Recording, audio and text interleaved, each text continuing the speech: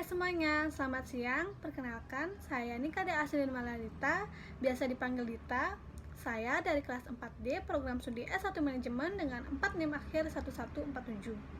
Pada kesempatan kali ini, saya ingin menyampaikan materi mengenai etika bisnis dan profesi dari bab 1 hingga bab 6. Tanpa berlama-lama lagi, mari kita mulai bahas dari bab yang pertama, yaitu mengenai pendahuluan etika bisnis. Etika bisnis dapat dikatakan menonjolkan aspek moral dari hubungan antara berbagai pihak yang terlibat dalam kegiatan bisnis. Seiring dengan adanya globalisasi, maka dunia bisnis harus mengikuti keadaan. Oleh karena itu, perusahaan yang melakukan aktivitas bisnisnya tentu harus mengikuti norma-norma dan aturan yang berlaku pada zaman sekarang. Lanjut pada bab 2 itu mengenai teori-teori dalam etika bisnis. Yang pertama itu ada teori utilitarisme, di mana suatu perbuatan adalah baik jika membawa manfaat, berfaedah, dan berguna untuk masyarakat atau keseluruhan. Yang kedua itu ada teori deontologi, di mana suatu tindakan dinilai baik buruk berdasarkan apakah tindakan tersebut sesuai atau tidak dengan kewajiban. Yang ketiga ada teori hak, di mana pada teori ini merupakan pendekatan yang banyak dipakai untuk mengevaluasi apakah tindakan, perbuatan, dan kebijakan bisnisnya telah tergolong baik atau buruk dengan menggunakan kaidah hak seseorang. Yang terakhir ada teori keutamaan, di mana pada teori ini merupakan pendekatan dalam etika yang menekankan pada karakter baik dan prinsip moral dalam mengambil keputusan etis. Salah satu contoh kasus dari yang disebutkan tadi yaitu pada teori deontologi. Kasusnya yaitu korupsi bantuan sosial COVID-19. Tindakan korupsi dalam pengadaan program bantuan sosial penanganan COVID-19 yang dilakukan oleh pejabat politik telah melanggar penerapan etika dalam penyelenggaraan pemerintahan. Tindakan pemungutan fee dalam pengadaan bansos ini menunjukkan tidak adanya penerapan etika deontologi oleh pelaku dalam menjalankan tugas dan fungsinya. Lanjut pada bab 3, ini mengenai perilaku etis dan tidak etis dalam kehidupan sehari-hari. Toleransi, empati, dan sikap positif adalah 3 nilai yang sangat penting dalam kehidupan sosial manusia. Ketiganya saling terkait dan saling memperkuat satu sama lain untuk menciptakan lingkungan sosial yang harmonis dan saling mendukung.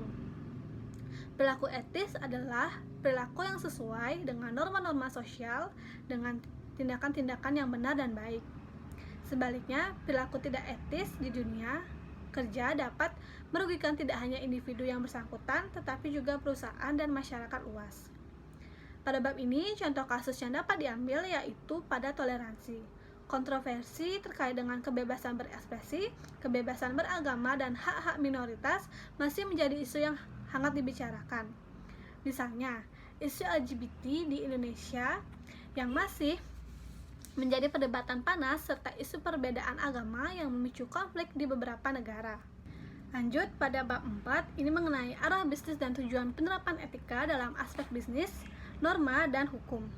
Secara normatif, etika bisnis adalah suatu ajaran untuk membedakan antara salah dan benar. Metaetika adalah pandangan yang mempelajari tentang asumsi maupun yang berhubungan dengan benar atau tidaknya ilmu etika itu sendiri. Etika deskriptif lebih menjelaskan perbuatan manusia melalui sesuatu yang sedang dilakukan dan terwujud dalam bentuk tindakan. Bedanya dengan etika normatif, deskriptif lebih mengarah kepada tindakan yang sedang terjadi, sedangkan normatif ke seharusnya yang terjadi. Contoh kasus pada bab ini yaitu pelanggaran etika bisnis PT Samco Pharma dan PT Ciubros Pharma merugikan konsumen. Kedua perusahaan farmasi tersebut dianggap melanggar etika bisnis dalam perlindungan konsumen karena memproduksi obat sirup dalam kandungan diethylene glycol dan diethylene glycol atau ED/DEG yang tidak sesuai standar yang telah ditetapkan oleh Kementerian Kesehatan dan BPOM. Obat sirup dengan kandungan ED/DEG yang melebihi batas aman diduga menyebabkan lonjakan kasus gagal ginjal akut pada anak. Selanjutnya pada bab 5 itu mengenai etika dalam bisnis internasional. Bisnis internasional merupakan seluruh transaksi bisnis oleh swasta dan pemerintah yang melibatkan 2 atau lebih negara. Kegiatan bisnis ini bagi pihak swasta bertujuan untuk mendapatkan keuntungan yang sebesar-besarnya, sedangkan bagi pemerintah kegiatan bukan hanya untuk keuntungan semata, akan tetapi juga memiliki tujuan untuk kesejahteraan sosial. Contoh pelanggaran etika dalam bisnis internasional itu ada pada kasus pelanggaran etika bisnis oleh Volkswagen. Volkswagen mungkin adalah kasus etika bisnis terbesar pada tahun tersebut. Hal ini dikarenakan 2 hal utama, yaitu yang pertama, Volkswagen adalah perusahaan besar, megah, dan terhormat, bukan perusahaan kemarin sore. Yang kedua, perusahaan tersebut tidak hanya terlibat dalam semacam kasus kecil seperti menyembunyikan atau mengotak-ngatik margin, akan tetapi langsung berbohong kepada regulator dan pelanggan mengenai aspek kunci dan kinerja mobilnya. Mereka mencoba untuk mengkambing hitamkan para teknisinya dan mencoba meyakinkan bahwa perusahaan Volkswagen tidak terlibat dalam kasus tersebut. Lanjut pada bab terakhir, itu bab 6 mengenai sumber-sumber dan nilai dalam perilaku etika. Etika sebagai ajaran moral, khususnya dalam perilaku ekonomi, bersumber terutama pada ajaran agama. Salah satu sumber nilai etika yang juga menjadi acuan adalah ajaran filosofi.